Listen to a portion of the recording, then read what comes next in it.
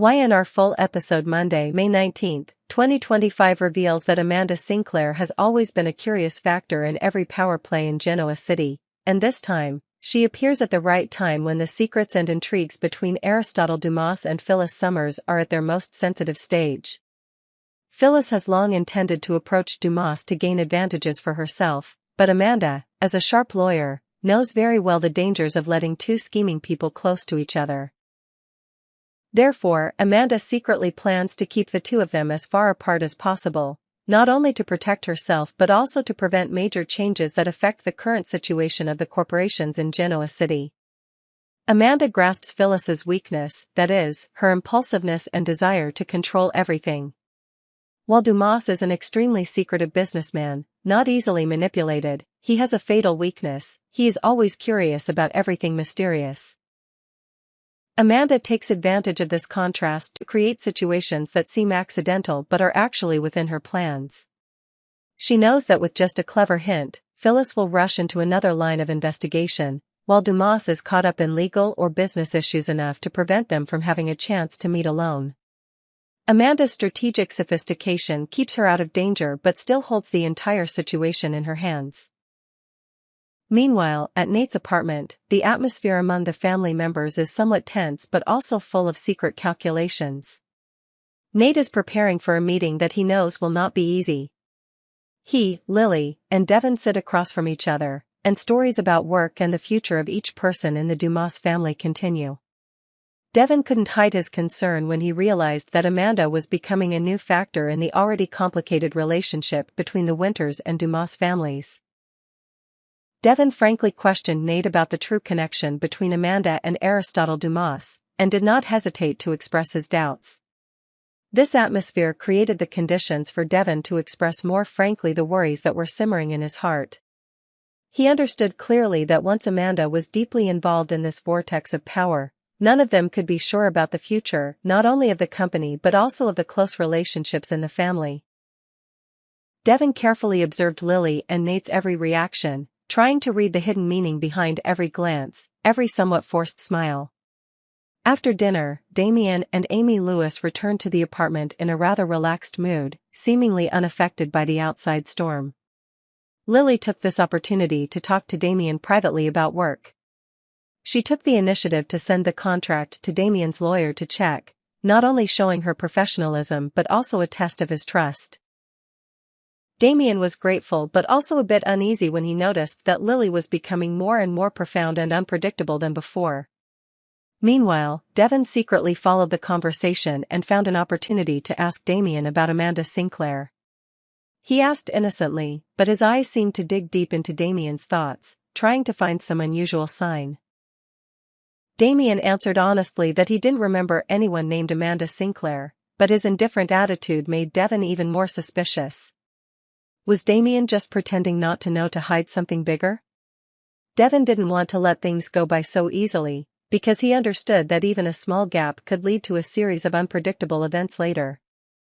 After that conversation, Devon met Lily to discuss his feelings for Damien privately.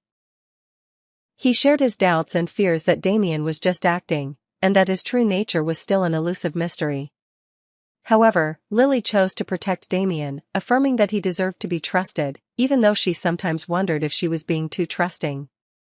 To lighten the mood, Lily deliberately made a joke about gradually trusting Damien, but that sentence accidentally touched on Damien's deep insecurities. After listening, Damien was silent for a long time, his mind filled with questions about trust and his position in this new group. He couldn't hide his hurt feeling when he thought that, despite her best efforts, Lily still couldn't completely trust him. This made Damien angry, not because of Lily, but because of himself always having to struggle to prove himself worthy, always having to live in the shadow of doubts and prejudices. Meanwhile, Amanda remains the biggest unknown. No one knows for sure what her true intentions are, or whose side she will take as things go further. Devon and Nate must learn to balance family and career responsibilities, while Damien must find himself between the undercurrents of trust and betrayal. And Lily, the woman who always tries to reconcile all conflicts, gradually realizes that sometimes her tolerance becomes her greatest weakness. Behind the meaningful conversations, handshakes, and scrutinizing eyes, Genoa City continues to revolve in a whirlwind of secrets and power. Amanda's appearance not only stirs up the fragile connections between the characters, but also acts as a catalyst for the simmering conflicts to explode more violently than ever. When everyone has something to hide, and trust becomes a luxury, just a small mistake can lead to a series of unpredictable consequences for everyone. Nate Hastings stood in the large room, his eyes following Lily Winters and Damian Kane as they conversed on the other side, every little gesture not escaping his attention. The already tense atmosphere of the meeting was made even more so by Damian's presence, making Nate feel distinctly uncomfortable, as if he was witnessing something beyond his control. Old memories, long-simmering conflicts between the members of the Winters family, flooded Nate's mind, distracting him from the stories going on around him. Lily, with a gentle smile and a calm demeanor, tried to maintain a friendly conversation with Damian. She knew that all eyes were on her, especially Nate's, but she also understood that trust could not be built by caution alone. Damian, in a neat suit, responded with sincere answers mixed with humor, trying to dispel the tense atmosphere but at the same time couldn't help but feel pressured by everyone's scrutiny. Lily asked about the project Damian was working on, mentioned the difficulties in convincing the board of directors and did not forget to praise the efforts he had shown throughout the past time. On this side of the room, Nate couldn't help but feel jealous and frustrated. He wondered what was really going on between Lily and Damian. Was it simply work or was there something deeper that he hadn't realized? Sometimes, Nate himself felt alienated from the changes in his family, when each person seemed to have their own path, their own secrets, their interests were no longer the same as before. He tried to focus on what everyone was discussing, but every laugh, every glance exchanged between Lily and Damian made his mind confused. He began to wonder if he was losing his place, his role in the group, in the company, even in the Winters family. Meanwhile, at the sports club, a bustling place for Genoa City's businessmen and elite, Sally Spectra was pouring out her heart to Billy Abbott. The bright space, laughter, and soft music were not enough to cover up the feeling of emptiness in Sally's heart. She easily realized that, throughout the conversation, Billy's eyes seemed to be looking through her without really listening. Whenever Sally tried to share new ideas for the project, Billy only responded with perfunctory nods or general, indifferent answers. It was not difficult for Sally to guess the reason for this distraction.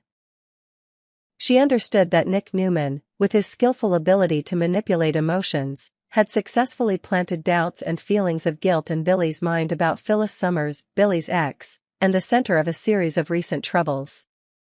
The more Sally spoke, the more Billy seemed to lose focus, as if his mind was filled with images of Phyllis, of old decisions, of regrets that had not yet been corrected. Sally felt frustrated, worried that Billy would be dominated by the past again, and would give in to mental pressure to bring Phyllis back even though it could destroy all the plans and efforts that she and Billy had built together. Sally did not hesitate to openly express her insecurities, warning Billy of the consequences if he continued to let Nick and the ghost of the past manipulate him. But in response to Sally's sharp words, Billy chose to reassure her with the promise that he would not let anyone or anything interfere with their working relationship. He firmly affirmed, "You and I will run everything together, Sally. No one can come between us if we do not allow it." Although Sally was not completely reassured, she was forced to put her trust in Billy, at least until everything was clear.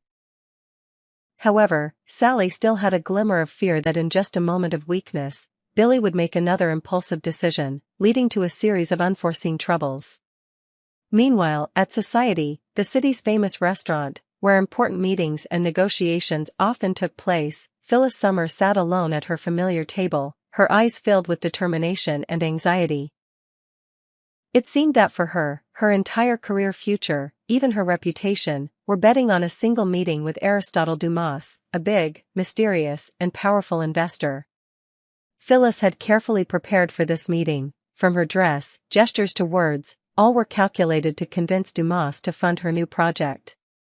But Phyllis's nervousness increased when she learned that Amanda Sinclair, a smart, sharp lawyer, was Dumas's legal representative.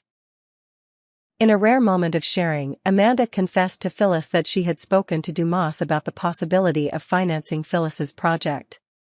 Amanda understood Phyllis's situation and realized that her only hope now was to get Dumas to invest.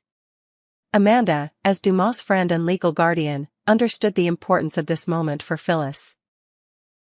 She chose to act as an intermediary, both supporting her friend and ensuring that all decisions were made transparently and fairly, avoiding the usual high society intrigues. Amanda constantly reminded herself that one wrong move could cost her everything, not just her client's trust, but also her friendship, her reputation, and future opportunities. Back in the room where Nate was watching Lily and Damien, conflicting thoughts continued to tear at his heart.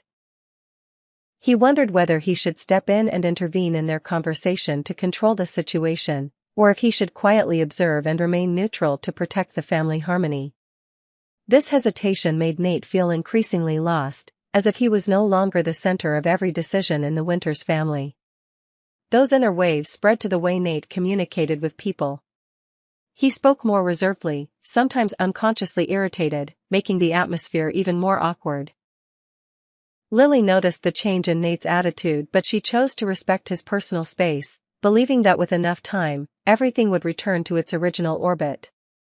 As for Damien, after a few moments of comfortable conversation with Lily, he also clearly felt the pressure of being constantly put under the lens of suspicion from everyone. Although he always tried to appear strong, Damien couldn't help but feel sad when remembering the past. The times he was excluded just because he was a newcomer, an outsider. But this time, he didn't allow himself to fall, because he understood that if he didn't take the position he deserved, no one could give it to him. In another corner of the city, Sally continued to worry about her partnership with Billy. She recalled the times she had trusted her partners and was betrayed by their past relationships. This time, Sally was determined not to repeat that mistake.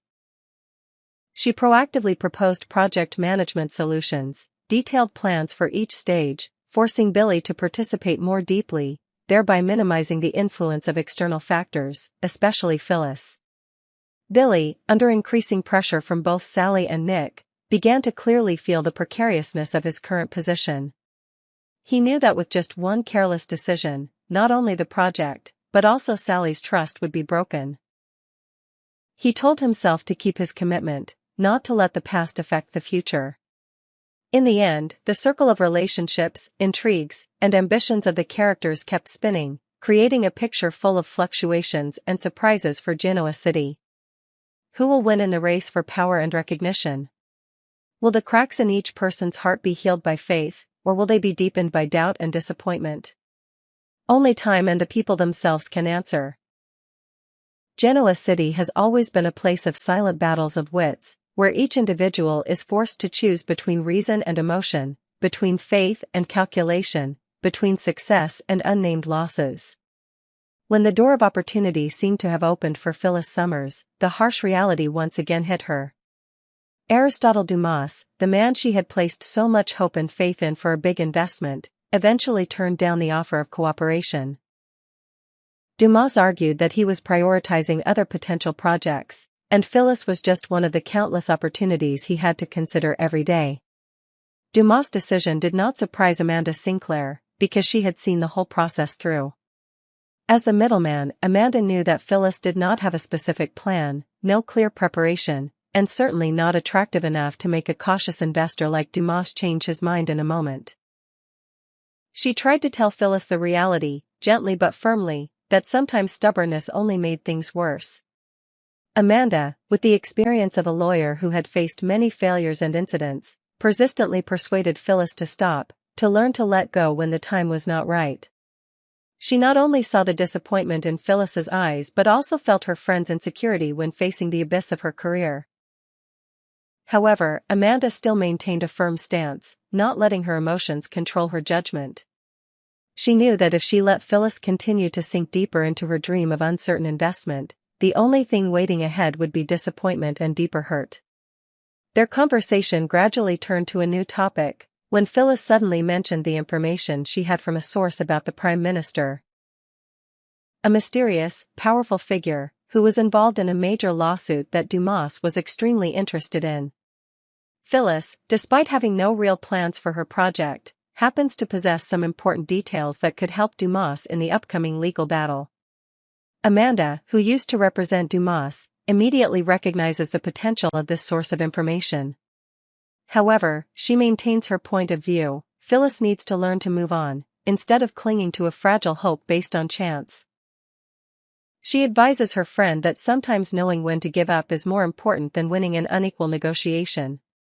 The atmosphere between the two becomes quiet. Both of them realize the old wounds in their hearts, but each chooses their own way to face them. Amanda stands firm, unwavering in her emotions, while Phyllis, a strong woman who has experienced many ups and downs, is once again wavering between the desire to assert herself and the fear of failure. As time passed, Amanda left society and happened to stop by the GCAC, Grand Phoenix Athletic Club, where Billy Abbott and Sally Spector were. It was a bustling evening, but the atmosphere around them was strangely cold. When Amanda's eyes met Sally's, memories of the past immediately flooded back. Amanda immediately recognized Sally as the one who had joined hands with Tara Locke, collaborating to pursue Summer, Phyllis's daughter. Although it was only a fleeting moment, the coldness in Amanda's eyes made Sally clearly feel that she was not welcome here. The conversation between the three began, but no one really wanted to share more than necessary. Amanda, keeping a professional demeanor, revealed that she was currently working as a legal advisor to Aristotle Dumas. This confession immediately caught Billy's attention, because recently, all of his important meetings with Dumas had been delayed without reason.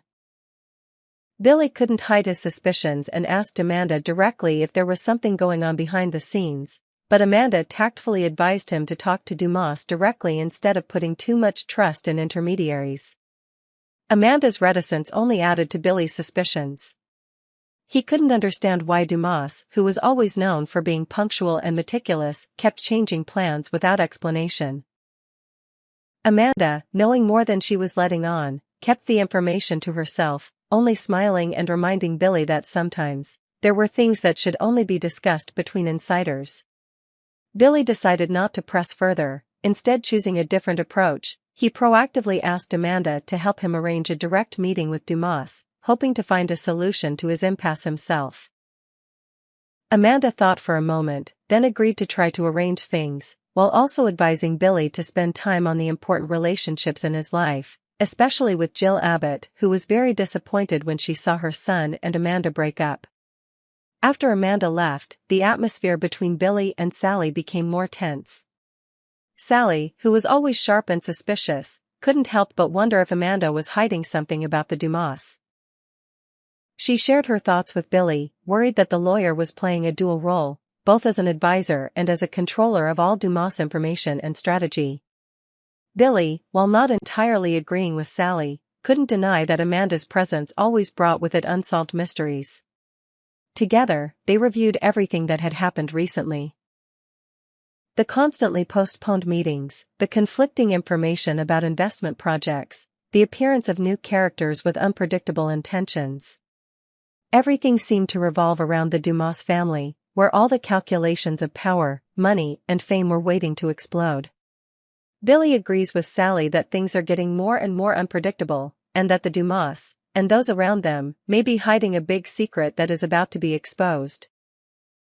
Sally feels a growing sense of unease, fearing that she will be the next victim of these hidden schemes, especially since Amanda, who everyone thought was honest and objective, has so much control.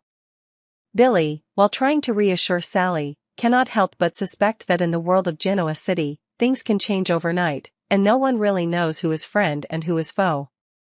For Phyllis, this failure is not only a financial shock, but also a blow to her personal pride. Rejected by Dumas, and with no realistic plans for the future, Phyllis must face the biggest question of her life: continue to cling to the past or move forward, despite the thorny road ahead. Amanda is always by her side, advising and urging Phyllis to change, but the final decision still lies in Phyllis's own strength. Can she let go of her old dream to start a new journey, or will she continue to be entangled in the vicious cycle of old ambitions? In all those complicated relationships, Amanda becomes the fulcrum, also the test of each person's trust. She is the one standing in the middle, connecting but also ready to cut the strings of power, interests, and emotions. Amanda's sharpness, principles, and steadfastness make it impossible for anyone to easily surpass her, but also makes her the target of suspicion and jealousy. The world of the young and the restless is thus even more complex. Each step can change the fate of a.se.